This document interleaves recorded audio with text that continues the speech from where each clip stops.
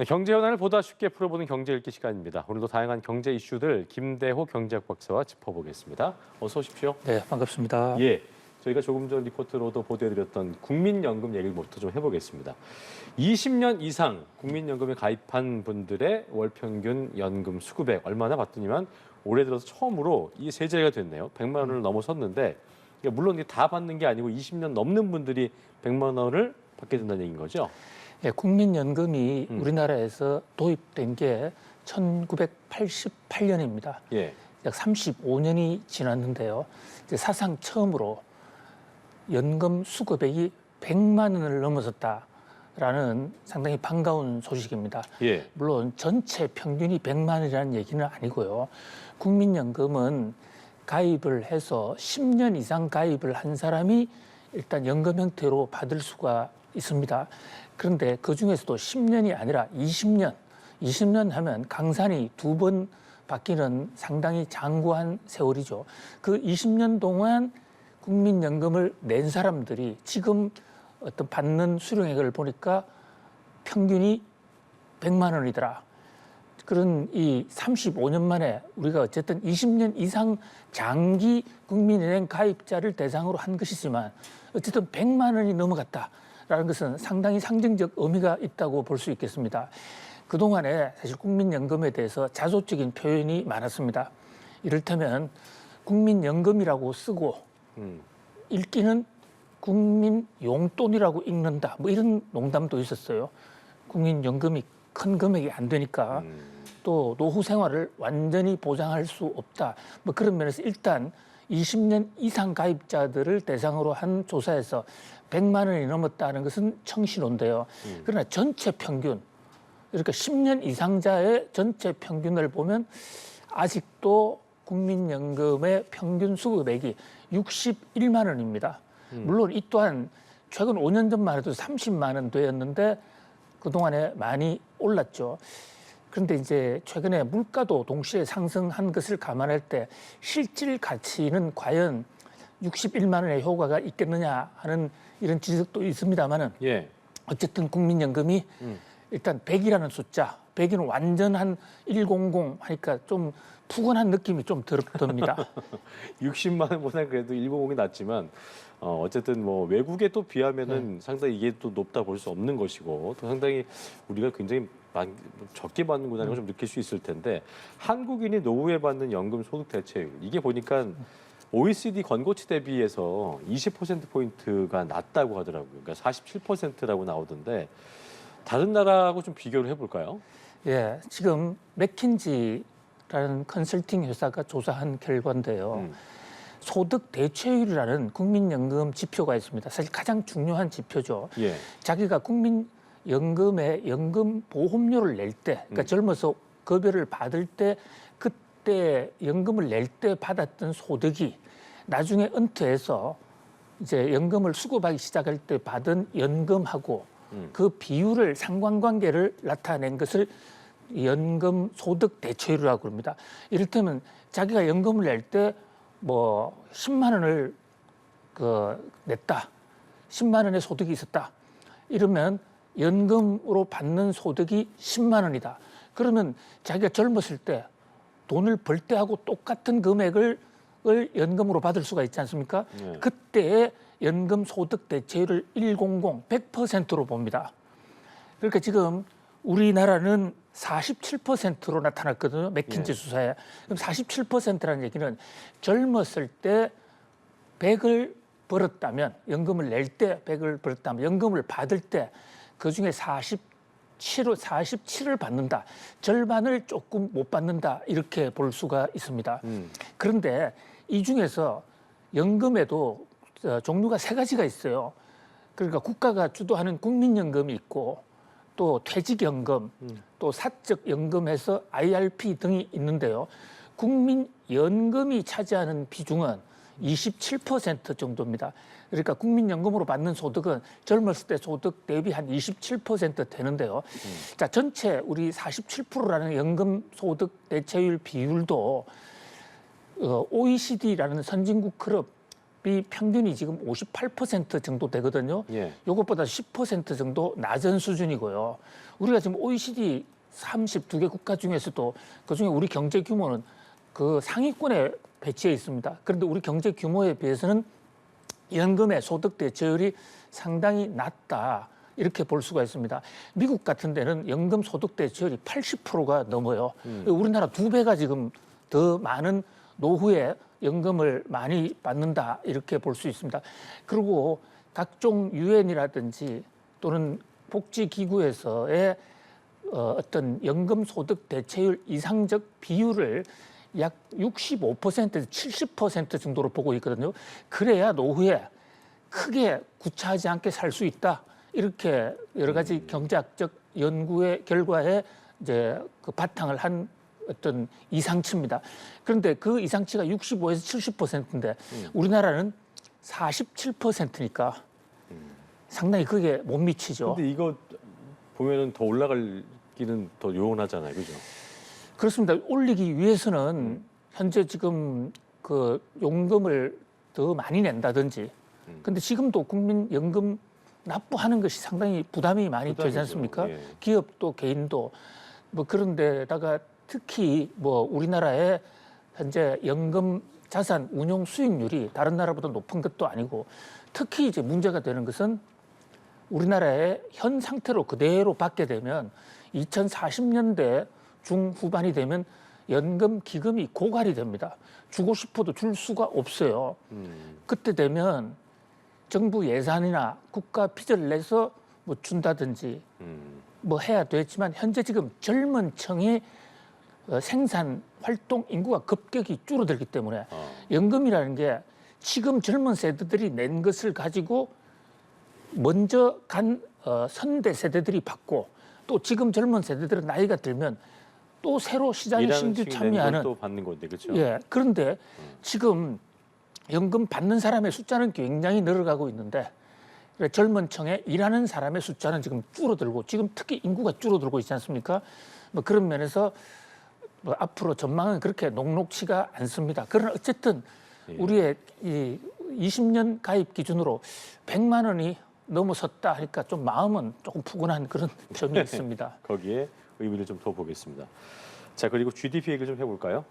작년에 우리나라 명목 국내 총생산, 이 GDP가 세계 10위권에 들어가지 못했습니다. 3년 연속 탈락하게 된 것인데 일단 10위권 내에 어떤 나라들이 좀 있고 우리 주변에도 어떤 나라들이 있는지 좀 그거부터 좀 분석을 해보죠. 예, GDP라는 것은 한 나라의 경제적 국력을 나타내는 가장 대표적인 지표입니다. 예.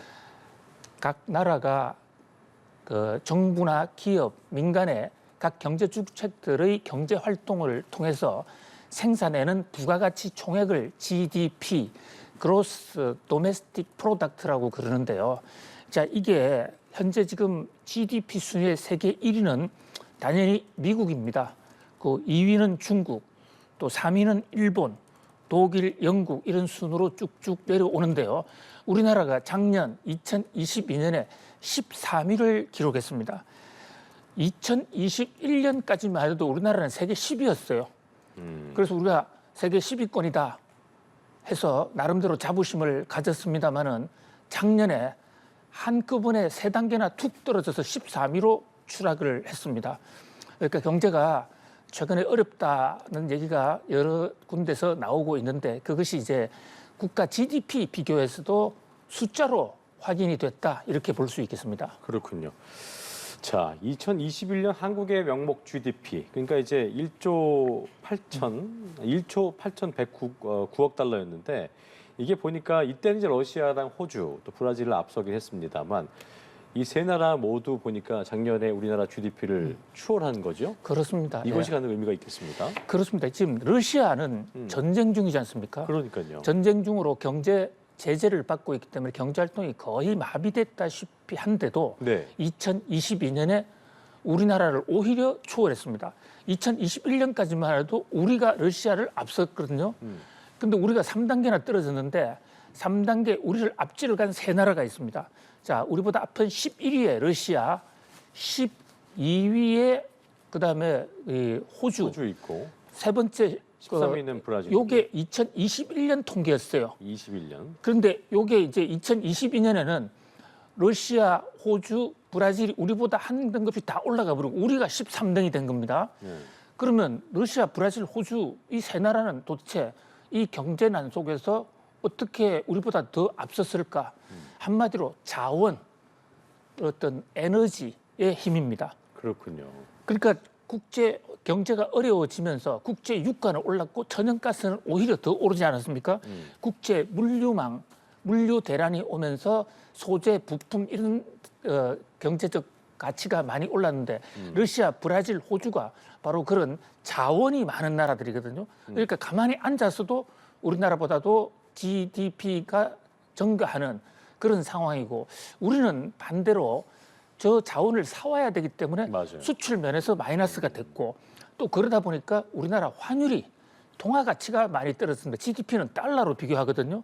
그러니까 우리나라 작년에 환율 상승률이 굉장히 높지 않았습니까? 네. 국내에서는 어느 정도 경제가 선방했지만 국제 상황에서 달러로 표시한 한국의 GDP는 결국 3단계나 추락했다. 뭐 그런 면에서 우리 경제가 이 글로벌 경제 위기 속에서 가장 취약한 구조를 갖고 있다. 그것은 수출 주도형 경제이기 때문에 수출 주도형이라는 게 원자재를 사와서 가공해서 수출해야 되는데 원자재는 가격이 올라가고 가공해서 수출하려는데 수출은 잘 안 되고 잘 안 되고. 물론 이제 이런 어떤 경제난도 서서히 좀 어려움이 바닥을 통과하고 있다는 이런 전망들이 나오고 있습니다만은 아무튼 2022년에 우리가 많이 어려웠고 브라질, 호주, 러시아에 뒤져서 13등으로 추락했다는 안타까운 소식입니다. 한편으로 보면 뭐 러시아나 호주도 브라질 다 땅덩이 큰 나라들이고 광물이 있는데도 우리랑 좀 비등비등한 거니까 우리가 또 잘하고 있다는 생각이 들기도 하는데 어쨌든 이 무역 수지가 좀 나아지길 바라는 마음을 좀 가져야겠습니다. 그렇습니다. 예. 우리나라의 사실 GDP 13이라는 숫자도 사실 대견한 대단한 것입니다. 거죠. 예. 우리나라의 국토 면적이나 또 인구 규모 이런 등으로 비해서 특히 우리나라는 그러니까요. 지금 자원이 상당히 희소한 그런 나라인데 그런 대로 지금 선방하고 있다. 우리보다 지금 앞선 나라가 아시아에서는요. 일본, 싱가포르? 인도, 아닙니다. 싱가포르 우리보다 훨씬 못합니다. 미치군요. 왜냐하면 우리가 덩치가 훨씬 크기 그러니까요. 때문에요. 그러니까 아시아에서는 일본, 인도에 이어서 한국이 여전히 그렇군요. 3위고요.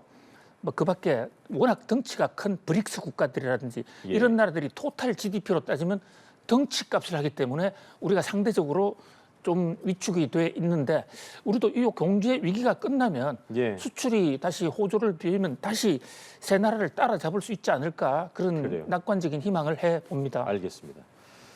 자, 그리고 물가 얘기 좀 해볼까요? 라면도 그렇고 제빵도 그렇고 식품 업체들이 줄줄이 요즘 제품값을 조금 내리고 있는 상황인데 정부가 최근에 우유 업체를 만나갖고 가격 올리는 거 좀 자제해달라 협조를 구했다고 하네요. 어떤 이유입니까? 예, 지금 물가가 조금씩은 잡혀가고 있는데 그러나 여전히 어렵습니다. 인플레 목표치에 들어가려면 아직도 갈 길이 먼데요. 예. 여기서 지금 가장 큰 변수가 우유입니다. 우유. 예, 지금 원유 가격을 8월 초에 1년에 한 번씩 조정을 하거든요. 여기서 말하는 원유는 크루드, WTI, 브렌트 이거 아니고요. 석유 아니고요. 예, 소젖에서 나오는 이렇게 우리가 먹는 건 가공 우유인데 소젖에 나오는 원 상태의 소젖 그렇죠. 이것을 원유라고 그러는 가공이 안된 것이죠. 상태. 그 원유를 사다가 이 우유 가공 회사인 이른바 매일유업이나 서울우유, 남양유업 여기서 사다가 그것을 사람이 먹을 수 있도록 가공을 하거든요. 그런데 원유 가격이 올라가면 또 우유 가격은 더 올라가는 그동안의 패턴을 보여왔었거든요. 예. 그런 면에서 이제 8월 초에 원유 가격이 오르면 또 우유 가격이 오를 것이다. 근데 우유는 이게 산업 전후방 효과, 물가에 미치는 이 연관 효과가 굉장히 큽니다. 지금 빵, 과자, 우유 안 들어가는 게 거의 없어요. 아이스크림 이런 것도 다 우유가 들어가고 있고 이런 제과나 빈과 업체에서 정부가 가격을 좀 내려달라 했을 때 첫 번째 얘기가 우유값이 올라서 우리는 견딜 수가 없다 이렇게 하거든요. 그랬군요. 그런데 이 우유값이요. 제가 미국 유학을 갔을 때 깜짝 놀란 게 우유 가격이 한국보다 너무 싼 거예요. 미국 싸죠. 예. 예, 미국이 우리보다도 2.4배가 쌉니다. 우리가 그만큼 2.4배나 비싸다는 얘기죠. 네, 네. 그래서 미국 처음 가는 사람들은 한동안 우유만 먹게 되는 이게 웬 떡이냐 이런 생각을 갖게 돼요. 그만큼 우리가 국제 시장에서 우유 네. 가격이 비싼데요. 그러다 보니까 과자 가격이 비싸고 식품 가공식품 가격이 비싼데 이렇게 된 데는 10여 년 전에 정부가 원유 그 원가 연동제를 시행을 하고 있는 것입니다. 원래 가격을 시장의 수요 공급에 따라서 시장에서 결정이 돼야 되는데 낙농가를 보호한다고 해서 예를 들어 사료비가 많이 오르면 자동으로 올려주는 시스템을 우리는 취하고 있어요. 예. 그런데 더 지금 이 낙농가보다도 더 심각한 것은 낙농가가 원유 가격을 10% 정도 올리면 예를 들어서 그러면 원유 3사들은 그거를 빌미로 한 20% 정도 올리는 거예요. 더 올려버리는군요. 그렇습니다. 그걸 빌미로. 그러니까 핑계는 원유값에 핑계를 두는데 가격을 올린다. 그런데 그러다 보니까 지금 원유를 먹는 수요가 급격히 떨어지고 있어요. 그래서 원유 가격을 지금 우유값을 올림으로 인해서 스스로 우리나라의 이 우유 생산 업체들이 도산할지도 모른다는 그런 공포감이 있습니다. 가격이 오르니까 안 먹고 그렇죠. 거기다가 곧 수입 자유화가 되거든요. 그런 면에서 미국에 또 들어오면 또 가격 경쟁력이 떨어지고. 지금도 들어올 수는 있겠는데 높은 관세로 지금 그러니까요. 방어하고 있거든요. 그 관세가 조만간 없어집니다. 아, 그런 면에서 우유 업체도 고민이 많겠지만 그러나 물가 억제라는 측면에서 좀 같이 좀 지혜를 짜봤으면 하는 이 원유 대란만은 좀 막았으면 하는 간절한 바람입니다. 네, 저도 동감을 하면서 오늘 경제 읽기 여기서 마무리 짓겠습니다. 김대호 박사와 함께했습니다. 고맙습니다. 고맙습니다.